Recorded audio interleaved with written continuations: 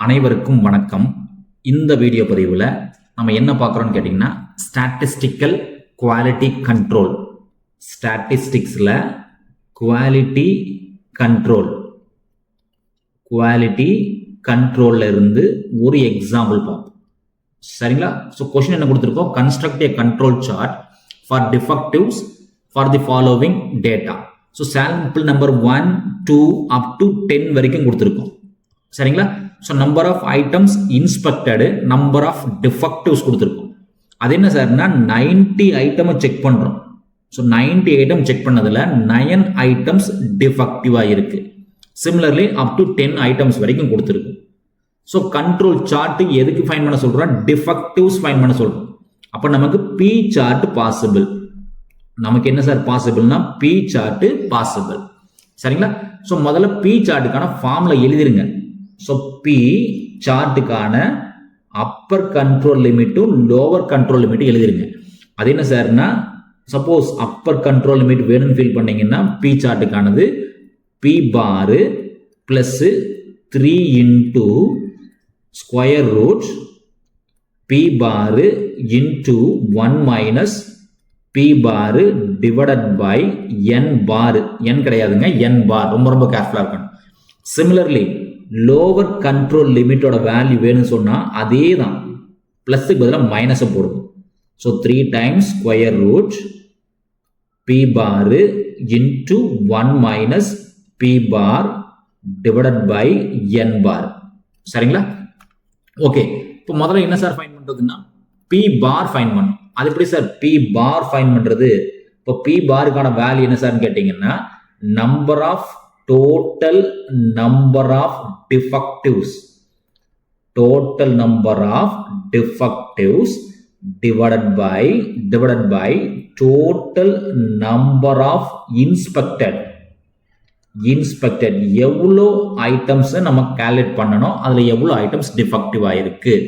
அப்போ total number of defectives இங்க கொடுத்துருக்கோமா sir? இது ஆட் பண்ணுங்க sir. 9 plus 7 plus 3 plus 2 plus 9 plus 5 plus 3 plus 9 plus 6 plus 7 add பண்ணீங்கன்னா எவ்வளோ கிடைக்குன்னா கால்குலேட் ஒர்க் பண்ணுங்க சார், 60 கிடைச்சிருக்கு. கால்குலேட் ஒர்க் பண்ணீங்க 60 கிடைக்கும். சிமிலர்லி இது ஆட் பண்ணுங்க sir, 90 plus 65 plus 85 plus 70 plus 80 plus 80 plus 90 plus 95 plus 90 plus 75 add பண்ணீங்கன்னா 800 கிடைக்கும். கால்குலேட் செக் பண்ணி பார்த்துங்க சரியா இருக்கான்னு பார்த்துங்க. ஸோ கேல்ஸ் எடுத்து 60/800 போடுங்க சார். என்ன கிடைக்குதுன்னு பாருங்க, 0.075. ரவுண்ட் ஆஃப் பண்ணாதீங்க சார், எல்லாமே டெசிமல்ல தான் வரும். ரவுண்ட் ஆஃப் பண்ணாதீங்க. அட்லீஸ்ட் ஒரு 3 டெசிமல் பிளேசஸ்க்காவது நம்ம ஃபிக்ஸ் பண்ணிக்கிறது சேஃபிங்க. அது என்ன சார் ஃபைன் பண்ணணும்னா என் பார் ஃபைன் பண்ணணும். ஸோ என் பார்ன்றது very simple sir. Total number of items inspected. எவ்வளோ ஐட்டம் நம்ம எடுத்துட்டோம், ஏன்னா டோட்டல் நம்பர் இதான சார் சாம்பிள்ஸ். சப்போஸ் இதில் பார்த்தீங்கன்னா 75 சாம்பிள் எடுத்திருக்கோம், அதில் 7 ஐட்டம்ஸ் வந்து டிஃபெக்டிவாக இருக்கு. பட் சாம்பிள் சைஸ் என்னன்னு பார்த்தீங்கன்னா நம்பர்ஸ் கவுண்ட் இது எல்லாத்தையும் ஆட் பண்ணீங்கன்னா 800 வருது இல்லைங்களா? அப்போ டோட்டல் நம்பர் ஆஃப் டிஃபெக்டிவ், அதாவது செக் பண்ண items, total number of checked items 800 divided by number of groups. எவ்வளோ குரூப்ஸ் எடுத்தோன்னா 10 குரூப்பாக எடுத்திருக்கோம். மொத்தம் 10 சாம்பிள் குரூப் தனித்தனியாக எடுத்திருக்கோம். 10 சாம்பிள் செட் எடுத்திருக்கோம்னு சொல்லலாம். ஸோ என்னோட வேல்யூ 80, என் பாரோட வேல்யூ 80. இப்போ என்ன சார்னா இந்த வேல்யூ சப்ஸ்டியூட் பண்ணுங்க. எதில் சார் சப்ஸ்டியூட் பண்ணுறதுன்னா இந்த UCL அப்பர் கண்ட்ரோல் லிமிட்ல பேஸ் பண்ணுங்க sir. 0.075 plus 3 times square root 0.075 into 1 minus 0.075. இது எல்லாமே நியூமரேட்டர்ல சார், டிவைடட் பை என் பாரோட வேல்யூ 80. இது எல்லாமே ஸ்கொயர் ரூட்டுக்குள்ள இருக்கும். இது எல்லாமே ஸ்கொயர் ரூட்டுக்குள்ள இருக்கும். கேர்ஃபுல்லா எழுதுங்க. ஓகேங்களா? ஸோ இப்போ கால்குலேட் ஒர்க் பண்ணுங்க சார். என்ன கிடைக்குதுன்னு பாருங்க. இந்த வேல்யூ மட்டும் சைடில் ஒர்க் பண்ணிங்க. ஸோ 0.075 பிளஸ் இந்த பிராக்கெட்டுக்குள்ள என்ன வருதுன்னு பாருங்க சார். அதாவது 0.075 அது கூட 1 மைனஸ் 0.075 தென் டிவைடட் பை 80. அதை ஸ்கொயர் ரூட் எடுத்துருங்க. அது கூட 3 மல்டிப்ளை பண்ணுங்க, approximately 0.088 கிடைக்கும். ஸோ இது ரெண்டு ஆட் பண்ணுங்க சார், என்ன கிடைக்குதுன்னு பாருங்க, 0.075. அது கூட ஆன்சர் ஆட் பண்ணீங்கன்னா 0.163 கிடைக்கும். இது என்ன சார்னா upper control limit. So upper control லிமிட்டோட வேல்யூ 0.163. சரிங்களா? அடுத்து என்ன சார் ஃபைண்ட் பண்ணா, லோவர் கண்ட்ரோல் லிமிட் ஃபைண்ட் பண்ணணும். LCL lower control limit. So lower control லிமிட்னா ஒண்ணுமே இல்லை சார், இந்த பிளஸுக்கு பதிலாக என்ன போட்டிருப்போம், மைனஸ் போட்டிருப்போம். பிளஸுக்கு பதிலாக மைனஸ் போட்டிருப்போம். அப்போ அதே வேல்யூ தான் 0.075. அங்கே ஃபைண்ட் பண்ண வேல்யூ பார்த்தீங்கன்னா இந்த பிளஸுக்கு பதிலாக மைனஸ் போடணும்.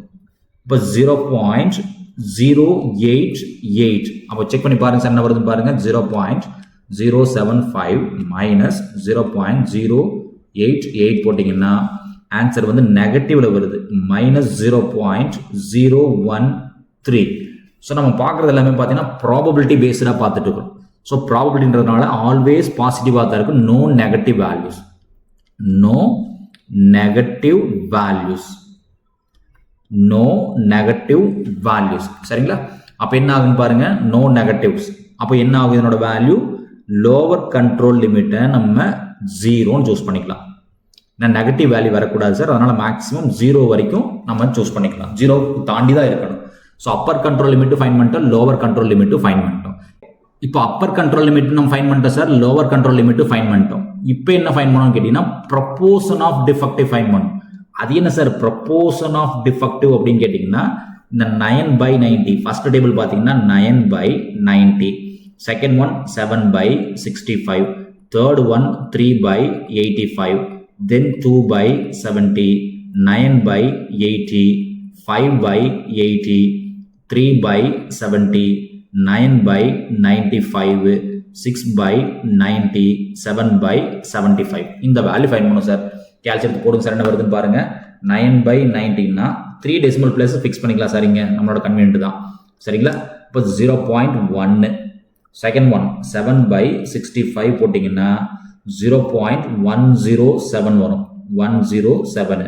தென் 3/85 போட்டிங்கன்னா 0.035, 0.035. 2/70 போடுங்க 0.028, 028. 9/80 போடுங்க 0.113 கூட வச்சுக்கலாம், 113. 5/80 போடுங்க 0.063, 0.063 கூட ரவுண்ட் ஆஃப் பண்ணிக்கலாம். 3/70 போடுங்க 0.043. 9/95 போட்டிங்கன்னா 0.095 கூட வச்சுக்கலாம். 6/90, 0.0666 போயிட்டே இருக்குது, 666. 7/75. ஸோ 0.093 கூட வச்சுக்கலாம். சரிங்களா? இப்போ நம்மளோட கிளியரா பாருங்க சார், நம்மளோட upper control limit value time எழுதிருங்க. ஸோ UCL அப்பர் கண்ட்ரோல் லிமிட்டோட வேல்யூ 0.163 ஃபைன் பண்ணி வச்சிருக்கோம் இல்லைங்களா? தென் லோவர் கண்ட்ரோல் லிமிட்டோட வேல்யூ 0, LCL ஓட வேல்யூ 0. அதாவது நம்ம என்ன சொல்றோம்னா, நம்ம கண்டுபிடிச்ச இந்த ப்ரொபோர்ஷன் ஆஃப் டிஃபெக்டிவ் வேல்யூஸ் எல்லாமே இந்த வேல்யூக்கு உள்ளதா இருக்கணும். அதாவது 0 விட ஹையரா இருக்கணும், 0.163 விட குறைவா இருக்கணும். சரிங்களா? இப்போ ஃபர்ஸ்ட் வேல்யூ செக் பண்ணுங்க சார், வெரிஃபை பண்ணுங்க, ஒவ்வொரு வேல்யூவை வெரிஃபை பண்ணுங்க. ஸோ ஃபர்ஸ்ட் வேல்யூ 0 விட அதிகமாக தான் இருக்கு, 0.163 விட குறைவா இருக்கணும். அப்போ இங்க 0.107, 0.035, 0.028, இங்க 113 தான் இருக்கு. ஸோ 0.0, 0.0, 0.0, 0.6 தான் கொடுத்துருக்கோம். 6/90 பார்த்தீங்கன்னா 0.66 போட்டேன், தவறு. இது 0.06 வரும், 0.06. இதனோட வேல்யூ மட்டும் கரெக்ட் பண்ணிக்க, 0.066. தென் 0.093. ஸோ எல்லா வேல்யூ பார்த்தீங்கன்னா இந்த 0.163 விட குறைவாக தான் இருக்கு, எதுவுமே அதை விட அதிகமாக இல்லை. So all values are lies within the control. So all samples lies within control limits. So therefore the chart is under control. Chart is under control போட்டுக்கலாம். ஏன்னா எல்லாமே அந்த வேல்யூ உள்ளதா இருக்கு, 0 விட அதிகமா இருக்கு, அதே சமயத்துல 0.163 விட குறைவா தான் இருக்கு. அப்ப எல்லா சார்ட்டுமே இன் கண்ட்ரோல்ல தான் இருக்கு. நன்றி. மீண்டும் இன்னொரு வீடியோ பதிவில் பார்ப்போம்.